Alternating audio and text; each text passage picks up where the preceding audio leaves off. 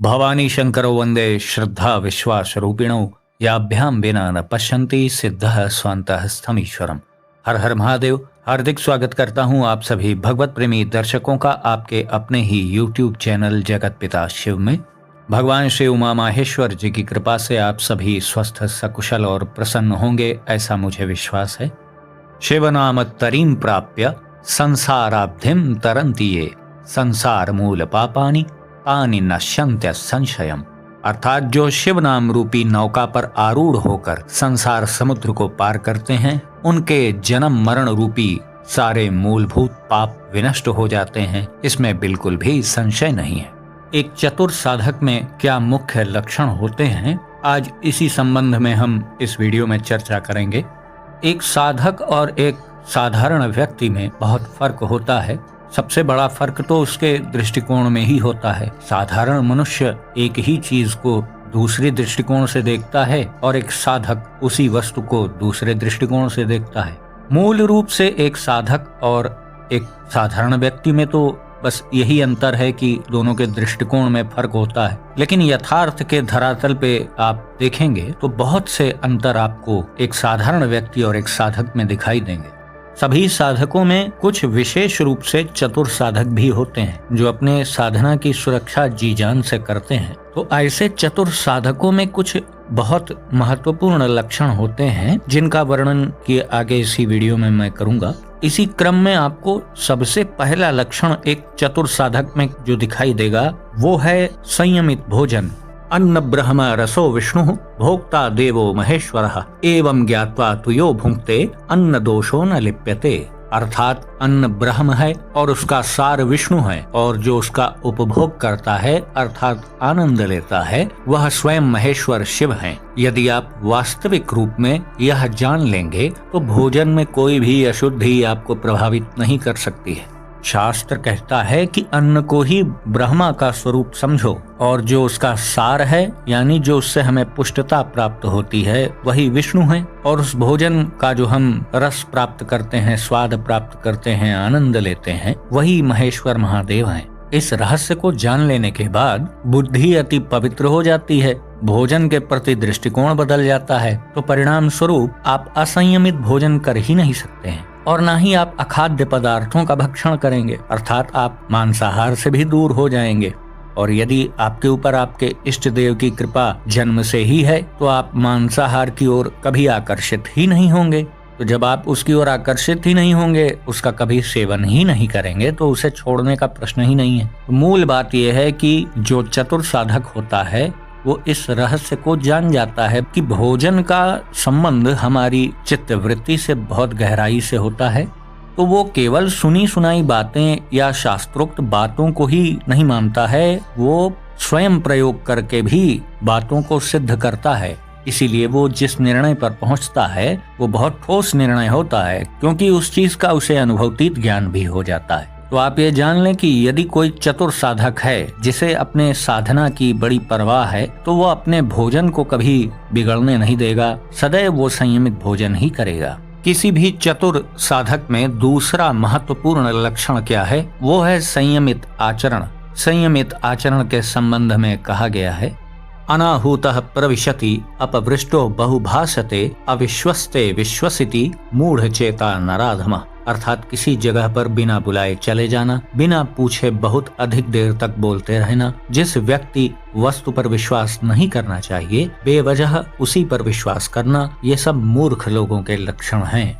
तो चतुर साधक इसके दुष्परिणाम से परिचित होता है। चतुर साधक ये बहुत अच्छे से जानता है कि कौन उसे पसंद करता है, कौन नहीं पसंद करता है, किसके पास बैठने से उसे अच्छा लगेगा, किसे बुरा लगेगा, कहाँ जाना चाहिए, कहाँ नहीं जाना चाहिए, किससे बोलना चाहिए, किससे नहीं बोलना चाहिए, किसको सलाह देनी चाहिए, किसको नहीं देनी चाहिए। यह सब बहुत अच्छे से एक चतुर साधक को पता हो जाता है। और जैसा अभी आपने श्लोक के अर्थ में जाना कि कहीं बिना बुलाए चले जाना, बेवजह बकबक करते रहना, ये सब मूर्ख लोगों के ही तो लक्षण है। तो एक चतुर साधक में इस तरीके की कमी आपको कभी नहीं दिखाई देगी। एक चतुर साधक यह भी जानता है कि साधना का मार्ग कितना संवेदनशील है। आचरण में आई हुई थोड़ी सी भी अपवित्रता उसके साधना मार्ग को तत्काल विनष्ट कर सकती है। अतः वह बहुत प्रयास पूर्वक इस बात का चिंतन करता है कि उसका आचरण बिल्कुल पवित्र बना रहे। तो ये हो गया एक चतुर साधक का दूसरा लक्षण। तीसरा महत्वपूर्ण लक्षण है सादगी पूर्ण जीवन। विलासिता पूर्ण जीवन से दूरी बना लेना ही सादगी पूर्ण जीवन कहलाता है। एक श्रेष्ठ साधक चाहे वो धनवान हो चाहे अति निर्धन हो, लेकिन उसकी विलासिता पूर्ण जीवन में बहुत अधिक रुचि नहीं रहती है, क्योंकि वो यदि गृहस्थ साधक है तो उसे अपने गृहस्थ धर्म का भी तो निर्वहन करना है। इसीलिए बस विवशता समझ करके वो धनार्जन में लगा रहता है कि भाई धन नहीं कमाएंगे तो कैसे गृहस्थ धर्म चल पाएगा, उसके ऊपर आश्रित परिवारी सदस्यों का भरण पोषण कैसे होगा। तो इस कारण से वो धनार्जन की प्रक्रिया में संलग्न तो रहता है, लेकिन उस कमाए हुए धन की बहुत उपभोग करने की प्रवृत्ति, बहुत विलासिता पूर्ण जीवन जीने की इच्छा, खूब अपना ऐश्वर्य वैभव दिखाने का स्वभाव, ये सब एक श्रेष्ठ साधक में कभी नहीं पाया जाता है। शास्त्र इस संबंध में कहते हैं ऐश्वर्ये वा सुविस्तीर्णे व्यसने वा सुदारुणे रज्जवे वा पुरुषम बद्ध्वा कृतान्तः परिकर्षति। अर्थात अत्यधिक ऐश्वर्यवान तथा बुरे व्यसनों में लिप्त व्यक्ति रस्सियों में बंधे हुए व्यक्ति के समान होते हैं और अंततः उनका भाग्य यानी उनके कर्म ही उनको प्रताड़ित कर अत्यंत कष्ट देते हैं। प्रभु की कृपा से ही एक चतुर साधक इस रहस्य को भी जान जाता है, इसीलिए वह हर कर्म को एक फसल बुआई की तरह देखता है। जैसे एक साधारण सांसारिक मनुष्य बस कर्म करता चला जाता है, फल की कामना करता चला जाता है, लेकिन एक चतुर साधक प्रत्येक कर्म को इस भांति करता है कि वो कोई बीजारोपण कर रहा है। ये बहुत रहस्यात्मक बात है। ये वही समझ पाएगा जिसे इस चीज का अनुभव तीत ज्ञान है। एक चतुर साधक हर कर्म को इस भांति करता है कि वो जैसे कोई पौधे का बीजारोपण कर रहा है। तो इसीलिए वो प्रयास पूर्वक सदकर्मों को ही करने की चेष्टा करता है। इसी स्वभाव के कारण बहुत सी दुर्वृत्तियों से वो स्वयं ही बच जाता है। एक चतुर साधक में चौथा महत्वपूर्ण जो लक्षण है वो होता है स्वाध्याय की आदत। इस संबंध में शास्त्रों ने कहा है नास्ति विद्या समो बंधुर नास्ति विद्या समः सुहृत् नास्ति विद्या समम वित्तम नास्ति विद्या समम सुखम। अर्थात विद्या के समान ना कोई बंधु है, विद्या के समान ना कोई सुहृद है, विद्या के समान ना कोई धन है और ना ही विद्या के समान कोई सुख है।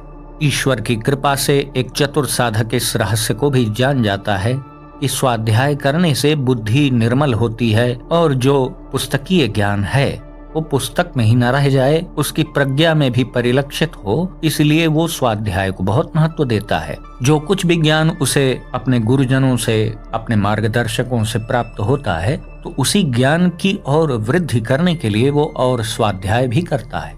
शास्त्र तो ये भी कहते हैं ना कि आपके पास कितने भी योग्य गुरु हों, लेकिन स्वाध्याय करना बहुत जरूरी होता है, सेल्फ स्टडी जिसे कहा जाता है। तो एक श्रेष्ठ साधक कोई बताए और चाहे ना बताए, लेकिन उसके अंदर खुद ये वृत्तियां जागृत होने लगती हैं कि वो स्वाध्याय की ओर प्रेरित होने लगता है। वो इतना प्रज्ञावान हो जाता है कि स्वाध्याय करके ही वो बहुत से रहस्यों को जान लेता है। शास्त्रों के बहुत से गूढ़ सिद्धांतों को समझने की योग्यता भी उसके अंदर आ जाती है। हालांकि ये लक्षण कब प्रकट होंगे? जब शुरुआत के जो मैंने 3 लक्षण बताए हैं वो भी दिखेंगे, तब इसका महत्व है। खाली स्वाध्याय आप खूब करते हो और आपकी जीवन शैली में, खान पान में, वाणी में कोई संयम नहीं है तो उसका क्या लाभ होगा। अब इन लक्षणों के बाद क्रमशः 5वां अति महत्वपूर्ण लक्षण प्रकट होता है। वह लक्षण है शिवार्पण बुद्धि का उदय होना। अब कोई इसे रामार्पण बुद्धि भी कह सकता है, कोई कृष्णार्पण बुद्धि भी कह सकता है। क्योंकि हम सभी शिव जी के उपासक हैं, इसलिए हम इसे शिवार्पण बुद्धि का नाम दे रहे हैं। शिवार्पण बुद्धि के उदय होने पर साधक के भीतर यह विचार दृढ़ता पूर्वक आ जाता है कि मैं साधक हूँ, मेरे साध्य यानी मेरा लक्ष्य महादेव हैं और मैं ये जितनी क्रियाएं अपने जीवन में कर रहा हूँ, ये सब कुछ क्रियाएं ही उन्हें पाने का साधन है। यानी मैं साधक हूँ, मैं जो सारे कार्य कर रहा हूँ वो साधन है और साध्य महादेव हैं, यानी लक्ष्य मेरा जो है वो महादेव है।